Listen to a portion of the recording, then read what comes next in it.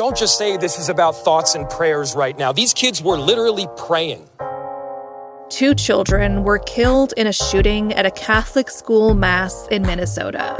That's where we're starting the 7 from the Washington Post. I'm Hannah Jewell. It's Thursday, August 28th. Let's get you caught up with today's 7 stories.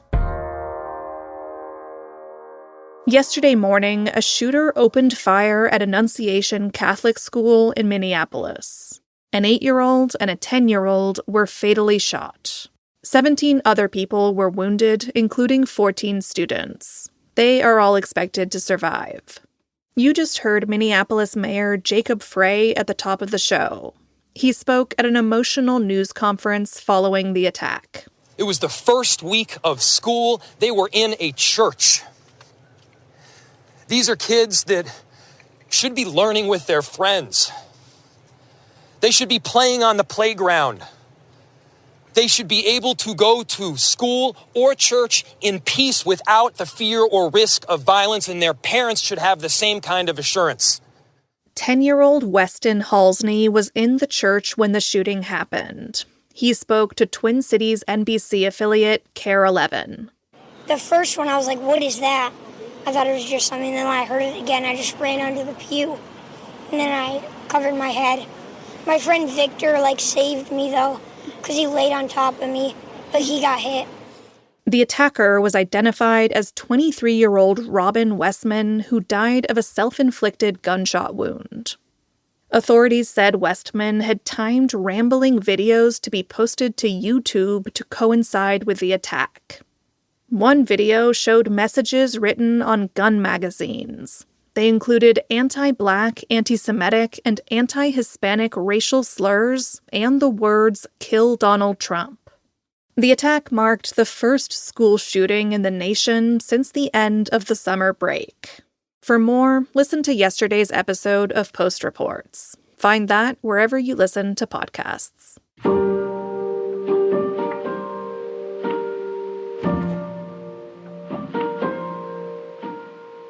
The White House fired the CDC director after she refused to resign. That's number 2. Yesterday evening, the Department of Health and Human Services announced that Susan Menares was no longer CDC director. Hours later, her lawyers responded with a fiery statement saying she had not resigned or been fired and was still the director. They accused Health Secretary Robert F. Kennedy Jr. of, quote, weaponizing public health for political gain. And they said he was putting millions of American lives at risk by purging health officials from the government. Soon after that statement, the White House formally fired Menares. The shakeup adds to the turmoil at the nation's public health agencies. As the nation's top health official, Kennedy has upended vaccine policies. Yesterday, the FDA narrowed the approval of updated coronavirus vaccines to cover only high-risk groups of people.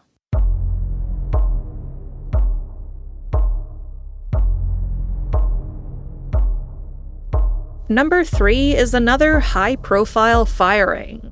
President Donald Trump got rid of a top CIA Russia expert as part of a widening purge. Trump had a summit with Russian President Vladimir Putin in Alaska earlier this month. In the days leading up to it, one of the CIA's most senior Russia experts worked grueling hours to help Trump and his team prepare. 4 days later, the CIA officer was at work when she was ordered to report to the security office. She was informed that her clearance to look at classified material was being stripped. She had been expected to take on a prestigious new assignment in Europe. Instead, she became the latest casualty of a cull by Trump and Director of National Intelligence Tulsi Gabbard. That has been fueled at times by far-right activist Laura Loomer. They have targeted national security professionals who they think have not been sufficiently loyal to Trump.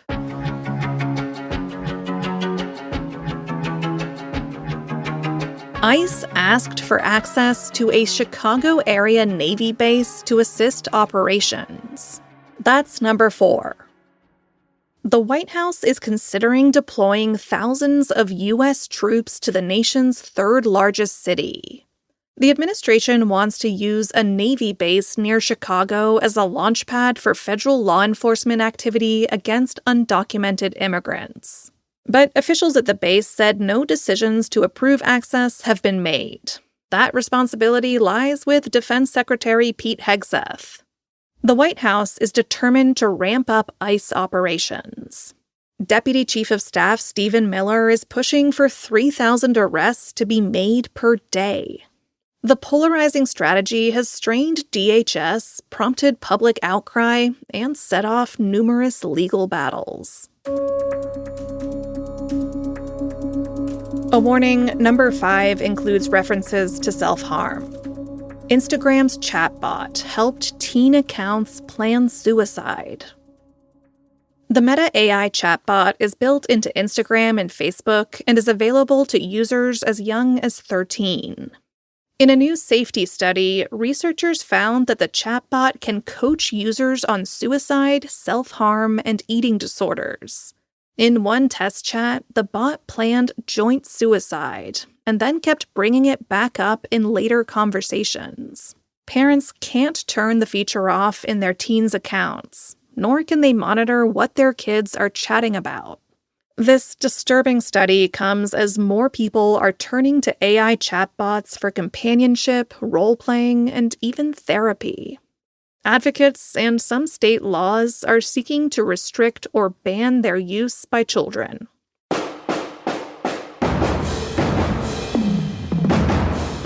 Number 6. College football kicks off a huge opening weekend tonight. It's time to do your stretches, limber up, and sit on the couch. That's because there's a full slate of college football games tonight, tomorrow night, and Saturday. And that's followed by a few marquee matchups on Sunday and Monday. There are a few games I'm told you won't want to miss. The defending national champion Ohio State is hosting number 1 Texas on Saturday at noon. Then Clemson hosts LSU that night in a pivotal early matchup. And the Post is ready. We have a guide for how to watch as many games as possible, if you're into that kind of thing. Or if you're planning on taking a college football road trip, our reporters can help you with that too. Find links to it all in our newsletter. And at number 7. Simple chemistry could help explain the origin of life. A mystery has evaded scientists for decades.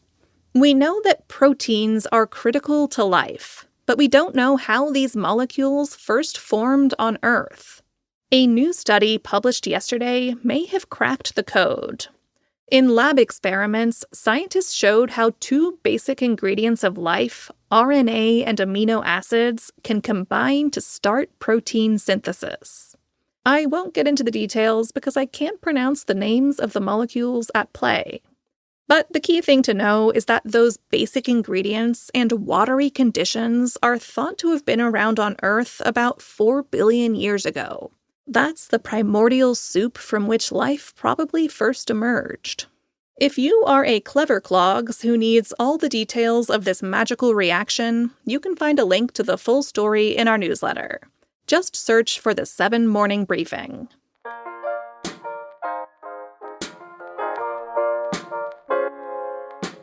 All right, you're all caught up. You listen to the 7 because you value the importance of good journalism. If you're not yet a subscriber to the Washington Post, there's a special Labor Day sale happening for a short time. Right now, you can get a whole year of the Washington Post, our core subscription, for $20. It renews at $120. You can cancel anytime. This $20 deal won't last long, so head over now to washingtonpost.com/subscribe. That's washingtonpost.com/subscribe. There's also a link in our show notes. If you're lost, the show notes are the information page for the episode on whatever podcast platform you're listening on. I'm Hannah Jewell. I'll meet you back here tomorrow.